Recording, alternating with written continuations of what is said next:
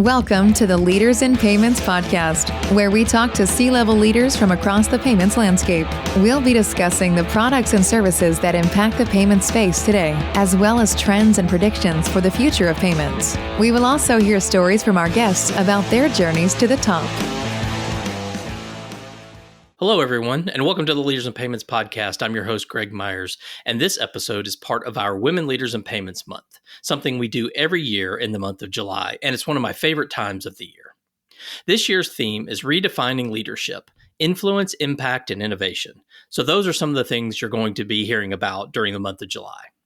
So first, a special thank you to our sponsors. Our title sponsor is WorldPay. Our participating sponsors are VisiPay and PayRock. And our episode sponsors are The Clearinghouse, Ingenico, and PaySafe. So special thanks to those companies. Today, we have a very special guest, Sheffali Welsh, the Chief Operating Officer of The Clearinghouse. So Sheffali, thank you so much for being here and welcome to the show. Greg, thank you so much. I'm very excited to be here today. Great. So let's start off with a little icebreaker. So if you could have dinner with any woman in history, past or present, who would that be and why? And what restaurant would you take them to?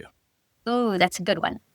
So any female leader, I would have dinner with Eleanor Roosevelt. And I love Eleanor Roosevelt. She is a woman who was ahead of her time. She broke the mold. She broke gender norms and stereotypes. She was a fierce advocate for social justice and human rights and civil rights, which are things that are very near and dear to me as well. So that would be my choice. I would take her out for Indian food. And the reason is I am half Indian, half British. So I'm Indian by descent. And I love Indian food. And I think with Eleanor Roosevelt, it would be just very fun to see her, learn to eat with her hands, teach her about a new food. And I would like to think that she would have been open-minded to something new and different from a food perspective. So that would be my dinner. Okay, that's awesome. The great way to get started. So let's talk a little bit about your background and your career. So if you don't mind, give us a snapshot of your background, kind of maybe where you grew up, what you studied, what led you into payments. So I had kind of a roundabout journey to end up getting into payments, but I grew up way upstate New York in Rochester. My parents moved when I was in high school to Westport, Connecticut. So that was my first real introduction to New York City. I lived about an hour outside of New York City. I went to college in the Midwest. So moved around from spending a lot of my life in the Northeast, moving to the Midwest, was in Chicago for college. And in college, I studied cognitive science, which is the science of thought and reasoning. And so it's how people think, how people solve problems, how they approach questions, how they categorize things in their brain. So it's all that thinking, rational thinking, irrational thinking, very much studied behavioral economics as well, which was at that time very much considered part of cognitive science. And I came out of college and actually first went into advertising and thinking more around like research, focus groups, what makes people make decisions. And I didn't find it very exciting. And so I transitioned to financial services where I went to GE Capital and I worked in there. Well, I was given a space in their management development program. And what I loved about that is I had the opportunity to do lots of different things. So it was a rotational program where I actually started in marketing and communications, but moved in different areas of the business. And that was my launch of financial services on a very broad basis. And so fast forward, I went back to graduate school at one point because I realized I very much looked at processes, but I wasn't as tuned into the financials, like hardcore financial work. Because I used to work in M&A, GE, and my territory was everything outside of North America. So I traveled internationally 3 weeks a month and was looking at how companies operated, but I wasn't on the financial side. So went back to school, and then ended up working for large banks. So I was at Citi for a long period of time. Then from Citi, I went to Deutsche Bank for a long period of time. Then I was at Bank of New York Mellon, and then I moved to the Clearinghouse where I am today. And along that way, I have worked in almost every area of financial services you can imagine. So I've worked in the consumer side, I've worked in corporate M&A, I've worked in sales and trading, and I've of course worked in transaction banking and payments. So when I was at Deutsche, I was hired in initially running client strategy and sales and trading. And after being there about 4 years, an opportunity came up to be the chief operating officer of the Global Transaction Bank of the Americas division. And it was a new business area to me. And the transaction bank comprised cash management and payments, but also trade finance and supplier chain finance and the corporate trust business and other broader areas in transaction and wholesale banking. And that was eye-opening. What I loved about it was how tangible it was. So when you are working in payments and transaction banking, you are truly driving the economy. Payments impacts all of us, Greg, as you know so well. So everybody from a day-to-day to large companies. And I love that transition to something so tangible. It was actually where I met David Watson, the CEO of the clearinghouse as well. And so spent some time in payments. I actually ended up going back into private banking for a little bit. And then fast forward, let's say we'll skip a little bit. David called me up about coming over to the clearinghouse, and I was just thrilled to be here. Okay, awesome. So thanks for that background. I appreciate it. So another kind of fun question. Let's say you're at a conference and you're asked to come up and speak, and you have a hype song. What would that hype song be and why? Oh my gosh, that hype song would be Happy by Pharrell Williams. I love it. I am a happy person. I love what I do today. I'm thrilled with my job. I live in Brooklyn, which is an amazing place. I have 2 wonderful teenagers and a husband and a puppy. So I think Happy would be my hype song. And it's just such a fun song to come out to. Yeah, that's a great answer. So far, I've done many of these interviews for the month, and no one has picked the same song yet. So I think that's kind of cool. So tell us a little bit about your role at the clearinghouse. Obviously, we know your title, but tell us more about what you do and maybe what excites you on a daily basis. Yeah. So my role as chief operating officer is sort of running the internal workings of the clearinghouse. So in the chief operating office is human resources, finance, corporate real estate, government relations, marketing and communications, and business analytics and insight. So it's a broad role. And what's very exciting about what I do is it's not the same role on, any 2 days in a row. And I love the ability to work on and do different things that really help drive the company. And what I love about the clearinghouse is we are this unique mix of a purpose-driven company in financial services. So I've worked for global banks, my entire career practically. And on my personal life, I do a lot of advocacy and purpose-driven work. And what I love about where I work now is I get to bring both of those together. So I work with really smart, driven people who are subject matter experts. And we all have so much pride in what we do. And we take our purpose very seriously of driving safe, reliable, and efficient payments architecture for the U.S. economy. And the clearinghouse, as you know, we are, over 170 years old. We are the only private payment network operator in the country. We clear and settle more than $2 trillion a day through Wire, which is our CHIPS network, ACH, which is our EPN network, check, image, and now real-time payments as well through the RTP network. And in fact, RTP was launched in 2017, which was really the first new payment rail in 40 years. And I think that's such a great highlight of our role at the clearinghouse, which is also fostering innovation across the whole industry. We are the place where multiple banks, industry experts come together to determine how do we not only run safe architecture, how do we actually think about what is coming in the payments landscape. So I love being here. I've been with the clearinghouse almost 2 years, not quite. And every day I learn something new. Every day I get to work on how we make the company a better place. And every day I have so much pride to come to work and be a part of this.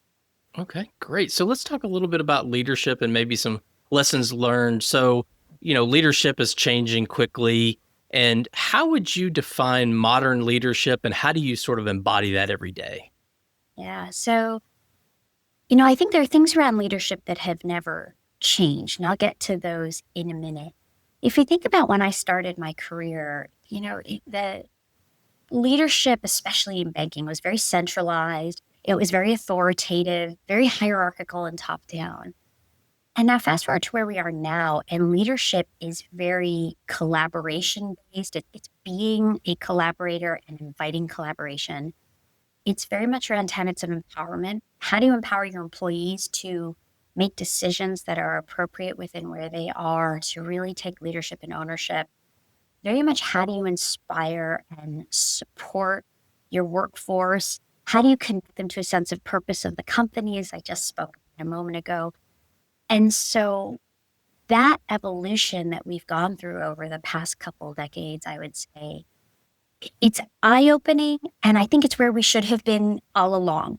And we're probably good leaders have been all along, that ability to inspire the employees underneath them. I also think a really big shift now we've seen, as we know, in the past sort of 3 to 4 years, has been a hybrid workforce. And this sense of employee flexibility, and I think really pulling in that empowerment element, which is you can deliver on what is not exactly a traditional schedule.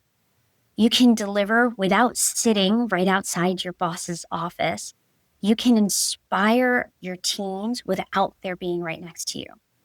And it's also now brought up a whole view on what are the unconscious biases that we have in industry. And as leaders, how do we push through those and pass those? So I think the shift has become much more people-oriented and much more employee-oriented versus employer or manager-oriented.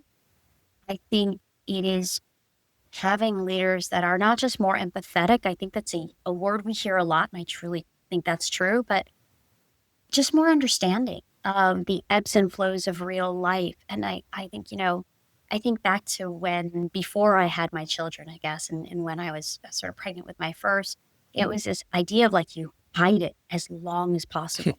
You don't tell anybody because it would be viewed negatively. And I would challenge almost anybody to think that today. Right now, we celebrate it. We celebrate it's a milestone in a person's life that's very big to them. And it doesn't change how they're going to show up at work and perform. It doesn't change their career aspirations.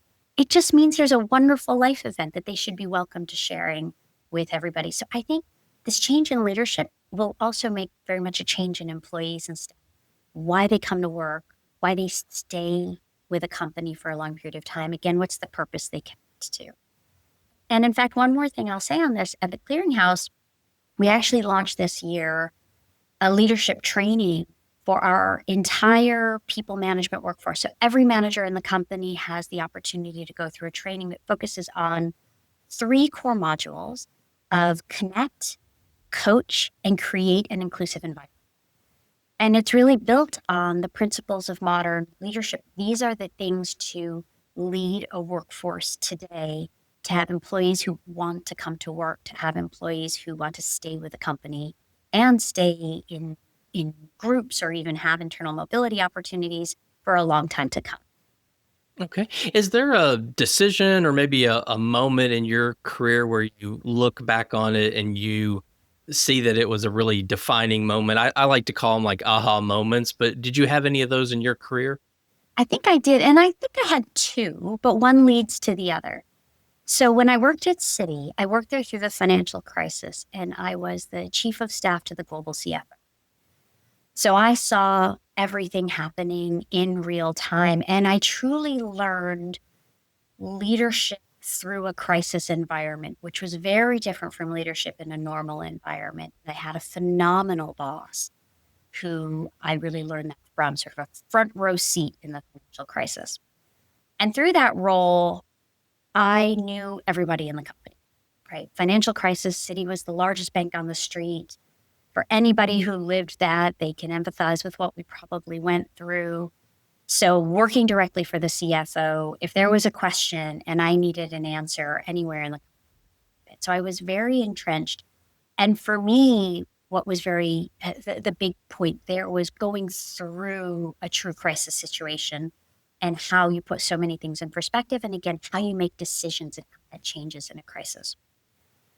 So then during that time, I used to also do a lot of reading and research into what were some of the differences between women's careers and men's careers? It was still very much a time where men seemed to move a lot faster in their careers. And one of the core pieces of research was women tended not to take risks in their career. Men would take risks that would truly change the trajectory of their career, and women tended to play it a lot safer. So what came along then was an offer from Deutsche Bank. And the offer from Deutsche was to really start a whole new group in the company working in sales and trading. And it was around client strategy and an approach to client strategy. And I had done similar kind of work at Citi.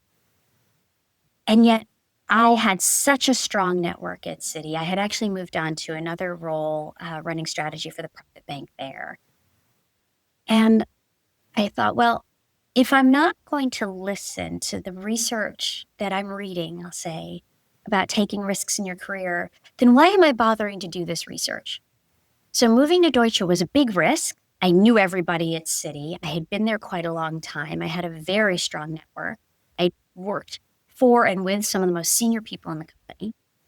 To moving to do something, setting it up completely differently, I could set it up how I thought it should be run. It would be a true culture change on that end of the company. And so I left. I took the risk. I went over, and I love it because I was in that role for 4 years running client strategy for debt sales and trading.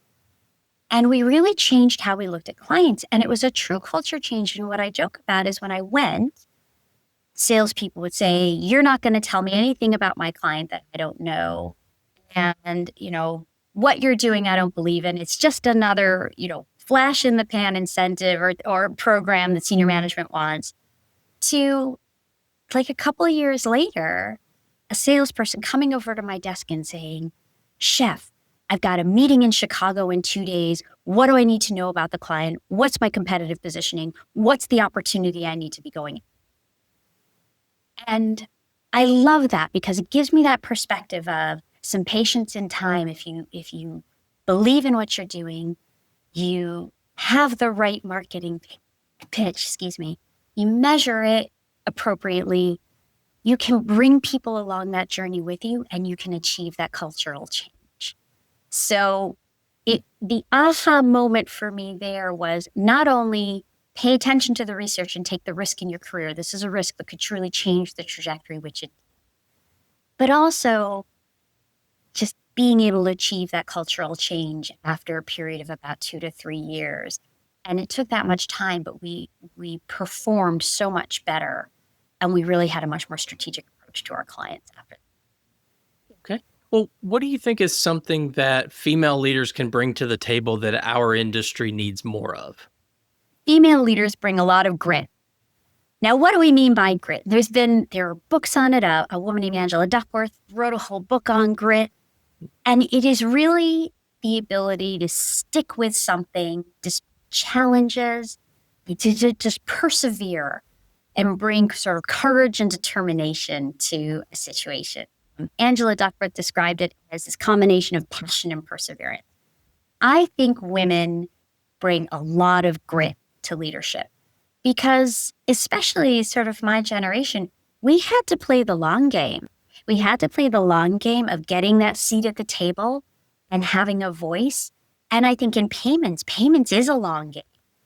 As we talked about earlier, right? ACH was developed in the early 70s. We didn't introduce a new rail until 2017. We need to make sure that we're always providing for safety and reliability and soundness in the financial system. So it's a long game.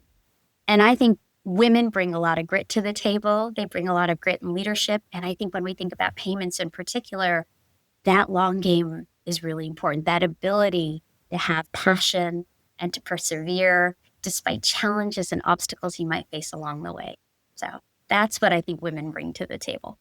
That's great. That's great. If I was in my office, I could reach back and pull that book up because I've actually read that book. So that's a great example. Well, let's shift gears and talk a little bit about innovation and influence. So as you know, the payments industry is changing very fast. It has in the last 10, 15 years. So how do you stay innovative as a leader? Yeah. So part of it is listening to the team around me, right? Innovation, I think, is a team sport. Nobody, we all might have great epiphanies in the shower in the morning, but nobody comes up with something new and brilliant and innovative all by themselves. So as I mentioned at the top, I have a really broad job. So I really listen to the people around me, to my team, and then to others in the company and in the industry. I love to listen to podcasts such as yours, listen to our own Payments Nerds podcast, where I go to conferences, hearing speakers talk about what they're thinking about and working on. So I love listening to folks around me. I think that's one of the biggest ways as a leader you stay innovative. And then the different lens that I bring to the table is not being a 30-year subject matter expert in payments, but working in all different areas of banking and understanding how payments actually impacts different people. So when I worked in private banking, how does payments influence how people want to move their money around within their accounts? When I used to work in transaction banking at Deutsche, we used to talk about that flow of payments to a developer in another region of the world that's getting paid, 99 cents every time you download a new app to your smartphone. And thinking about things from a different lens and different perspective is what I can bring to the table. And listening to the people around me who are experts within their own fields or within payments is how I continue to learn about what's changing and evolving in this industry. And then, of course, reading trades or reading, American Banker is a great source of new news and information. And then talking with young people. So I have a niece and nephew who are in their 20s and actually live in another country. And my nephew was coming to visit. He lives in France. And he was coming to visit, and I was picking him up from the airport. And his flight got in a little bit earlier. And when I came to get him, he had like a coffee and a bagel. And I said, "Oh, did you have money?" And he said, "No, I downloaded an app that could do some FX translation from my account in France and could bring the money over. And then I could just use that app to pay, the Dunkin' Donuts in the airport." And this is, by the way, a number of years ago. So he was maybe early 20s at the time. Now he's sort of mid to late 20s. And it was when a lot of this, what I just said now, your listeners might say, well, of course, that's how anyone would do it. But that wasn't how anyone was doing it. So it was very exciting, to listen to him too. So I think younger people, the generation below me, is always a great way for me to get information and to think differently, which is what will spark innovation. Yeah. Oh, I love that thought because I have a daughter who's 21 in college and, she's very much the same way. I kind of pay attention to what she does from a payments, capability. And it's kind of that thing where we talk a lot about in this industry is the whole friction thing, right? If there's any friction in anything she does, she just closes that down and goes to something else immediately. So the same thing, you can learn so much from just kind of watching a different generation and how they do things. So kind of a good segue into the next question. So what's one kind of trend or change in the industry that you're really keeping up with right now? Oh my gosh, one is hard to talk about, but I will follow the assignment. So I've talked about real-time payments. I think the potential for how we leverage a real-time payments rail is, we haven't even scratched the surface. So through real-time payments, people can move money between their own accounts instantly. So think about wanting to fund a brokerage account to take advantage of markets. I also am a big believer in real-time payments helping on a broad scale for financial inclusion. Now, we haven't reached that. But in the old days of things like payday lending, it was because people couldn't get their money when they needed it. And so they needed a bridge. Well, real-time payments is going to help us provide that bridge for people to be able to access their money instantly. We're already seeing what it's doing in instant wage access and the gig economy, an Uber driver being able to get his or her payments from the day on that day. Enabling people to really fund their day-to-day, invest in their dreams because they have their money instantly. I think that there's a world of flexibility that real-time payments is going to provide. You think about, we're just talking about the generation below. They are used to things when they want it, how they want it. So my daughter, who's 13, still doesn't fully understand the concept that when I turn on the radio, I can't just switch the song. And so she's always plugging her phone into the car because she wants to listen to what song she wants to listen to. Whereas I'm perfectly happy with my generation of putting on the radio and whatever song comes on, the song comes on. I'll listen to a genre, but I'm not programming the exact song that comes. Well, real-time payments is sort of going to give us a similar thing, right? It's when do you need a payment? Do I need it now? Do I need to schedule it a couple days from now? How do I get paid?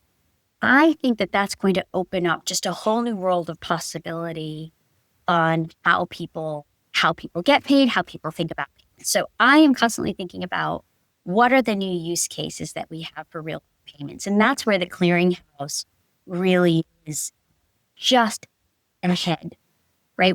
As much as we launched the rail in 2017, it is really starting to gain steam as we're seeing. And we're not only thinking about what I've mentioned already, but real estate transactions. So the real-time payments network increased the size of the transaction limit up to $10 million in February.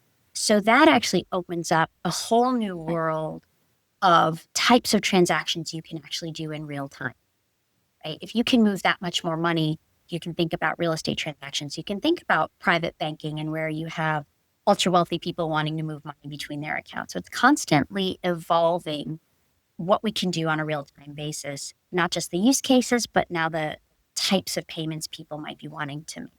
So that's the big trend I think about. Of course, the other one I'll mention, because I think your listeners would find it strange if I don't, is the whole move on digital assets and stablecoin. And that's a really stay tuned, right? That's going to be the next real frontier, I think, in payments. We are seeing this administration put some kind of legislation, and we've seen executive orders come out. So that's really accelerating. And I've listened to many podcasts and people that you have interviewed who are really playing in this space. So that's another really innovative, interesting area that's evolving still. Yeah, and it's funny you bring that up because I was just thinking earlier, is like the conversations had always had AI in them. The last month or two, 3 maybe, stable coins has come up more and more and more. So it just feels like that's the next big thing, but everybody's still trying to kind of figure out what does it mean and how do I use it in the payments and banking world. So like you said, stay tuned, a lot more to come on that. Let's talk a little bit about mentorship and impact. So have you had mentors in your career? Who were they? How did you get those mentors and what kind of impact did they have on you? Yeah, I think I think of 2 key mentors in my career. One, as I alluded to earlier, was the global CFO of Citi when I worked for him during the financial crisis. And he was always calm. He always drove all of us to want to work harder. He had this brilliant ability to truly make you want to do.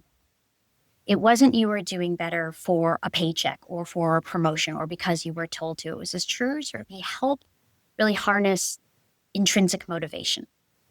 And so that's something I've been working on throughout my career. I've never seen anyone do it as well as he does. But that really was eye-opening for me because through the financial crisis, really, the house was burning, no matter what bank you worked in. The house was burning, and yet he could motivate people through a burning house to continue to want to do, which I think often what you see in crises is the opposite. So that leadership through a crisis was very influential for me. And then the other was a woman who was the CEO of the transaction bank in the Americas when I worked at Deutsche Bank. And she's also always been very, very much a mentor to me. And she was probably one of my first real sponsors. So a person who helped advocate for me when I wasn't in the room and help suggest stretches in my career that maybe I wouldn't have thought of for myself. And I think that's something that more women need. We need true sponsorship. We don't need as much mentorship, I would argue. We are educated. We understand our strengths, weaknesses, coaching, things we need to work on. But women still often need the person who's going to push them when they're not in the room, who's going to speak up for them. And I still think we don't find as prevalently for women as we often do for men or younger men coming up with careers. So that really taught me sponsorship. And she's still, because she's been an expert in payments and transaction banking, she's still a person I will talk to about the industry. She knows so many people. I'll often talk to her about people and talent. So it's just another real area another person who I really go to a lot. Okay. So kind of follow on question. So you talk about sponsorship as opposed to mentorship. How do you suggest someone maybe a little bit younger in their career, how do they find that sponsor? Does that sponsor find them? Sort of maybe elaborate on that if you don't mind. Yeah, sure. I think you can't find it almost. So a sponsor has to be a person who knows you, who has worked with you directly, and who truly encourages you to do your best and leads you. So there's a great leadership style called radical candor. And radical candor basically says that you need to challenge people directly and you need to care for them deeply as well. And what that means is you establish that relationship with an employee that you truly care for them, that gives you that ability to challenge them. And so if you think about it, if you challenge somebody who doesn't think you have any care for them, they just think you're kind of being a jerk.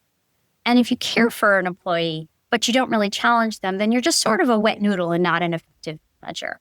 And radical candor is finding that balance where you truly look out for how an employee's career is going to go, how they're doing. You understand their personal motivations, and then you can challenge them to help them improve and help develop them. So I think what's really important is you need to find a sponsor who actually balances these two sides. Person who understands you and takes that time, which is very important, but who's willing to challenge you, because how do you get better if nobody's willing to challenge you or develop you? And then that person is really going to be the person who is sponsoring you in the, because by showing these two traits, they will help convey to others, here are the things that person is really good at. Here are the things that drive the person.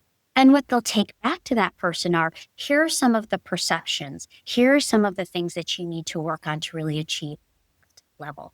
So I would encourage people when they are trying to find their mentor or sponsor is think about who has invested the time into them, invested that time to understand what makes them tick, and then invested that time to truly give them honest feedback on how they get better. Because those are the people who have an interest in your development and your getting better. Okay, great. No, thanks for sharing that. That's awesome. So if you have someone just entering payments, female, looking at building a career in payments, what one piece of advice would you give them?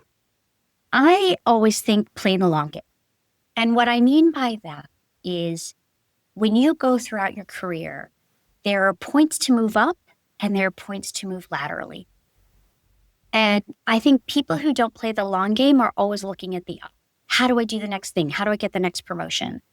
And they're not thinking, how do I develop depth in certain areas? How do I develop that skill? How do I take jobs that move sideways, that truly move laterally? They're going to expand my thinking, broaden my network. So I tell people play the long game. Now, you need to know when to advocate for yourself. I've had points in my career where I have taken a move and somebody said, oh, but that's lateral. And I've been very clear where it's and where that needs to put me in line for a promotion or put me in line for something new. But I've taken tons of lateral moves in my career, which have enabled me to understand a breadth of banking, a breadth of different functional areas, which brings me back to the top of our podcast, which is, as Chief Operating Officer, I have a very broad role, but I can take on that broad role because I've worked in different areas of banking, or I've taken the time to understand how they impact each other, how you influence the movement of the bigger business. So I always encourage people, don't always go to the next shiny thing. Think about where you actually want to stay put for a period of time. And that period of time might be 3, 4, 5, 6 years longer. It's been a shift for me mentally too, in that, the younger generation they job hop a lot faster. So I have shifted to understanding that it's a different outlook to how you manage your career. But I think it's also where I've developed some of the advice I give to younger people of playing the long game is going to pay off, I think, in the longer run as well. But again, know when to advocate to move up and know when when there's a good opportunity to move sideways and don't necessarily fight to always move up, because what you're going to gain from those lateral moves is equally important. Okay, I think that's great advice. So let's wrap up with one final kind of fun question. So when you look at your phone, what is one non-business app that you use the most, and what does that say about you? So I was thinking about this and trying to analyze in my own phone usage. And I think this might sound boring. There's two, but I'll talk about one, which is Google Maps. So I have always loved maps, and I'm the generation that grew up with an atlas in the car, looking at maps on paper. Mm-hmm. And I still love doing that. I just do it in digital form. So I've lived in my neighborhood in Brooklyn for 12 years. I've lived in and out of New York City for 30 years, practically at this point. I still love pulling up my map because it does two things. One, gives me certainty as to where I need to go. And so it clears up my headspace to think about other things.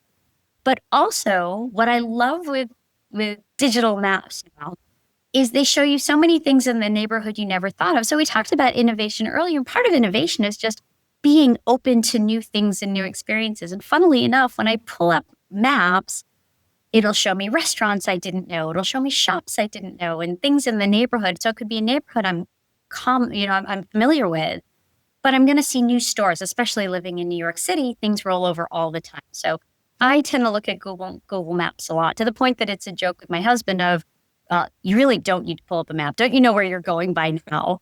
And I just think, but it's so much fun to just look and see what's new in the area, or to not have to worry that I am going in the wrong direction. So I hope that on one hand, it says, even though I'm a little bit old-fashioned and rooted in certain things, like enjoying looking at a map, I am also always thinking forward to what are the new things I'm going to learn, going to teach me every day. So That's awesome. Probably. I love it. I love it. So before we go, I want to give you the chance to see if there's anything else you'd like to add before we wrap up the show. I want to go back on one thing. When we talked about leadership and that move to much more people-centered leadership, one of the things I loved about coming to the Clearinghouse is it is really giving me the opportunity to change the culture of the company to be much more people-centered. So I've talked about the learning and development that we're rolling out to all of our people managers. We've also rolled out learning and development to all of our employees. We also recently launched a whole new set of parental leave benefits to give better benefits to our employees who are having a child, whose significant other is having a child, who are adopting a child, who are fostering a child, really opening up what that means to be a parent. We've opened up so much more around wellness. And I just think I didn't have the opportunity to mention it earlier, but I really think it brings together so much of what we've talked about in how leadership is changing, how culturally it's really exciting to change cultures in a company, and how you can drive that culture and how that takes time, but the steps you can do, how much fun it is to work at the Clearinghouse where we are really trying to be people-centered, and then how we're thinking about that next generation down of what's important to them, what are the opportunities at their companies that drive them. And I love being in a position where my job is getting to think about those kinds of things. How do I make the Clearinghouse the best place it can be and the best place to work for all of our employees? So I didn't get a chance to mention that earlier, and I just wanted to bring that together. I think that's a great way to wrap up the show. So Sheffali, thank you so much for being here. I know your time is very valuable, so I really, really do appreciate you being on the show today. Greg, thank you so much. This has been so much fun. Great. And to all you listeners out there, I thank you for your time as well. And until the next story. Thank you for joining us this week on the Leaders in Payments podcast. Make sure you visit our website at leadersinpayments.com, where you can subscribe to the show and where you'll find our show notes. If you enjoyed listening, please share on your social channels as well.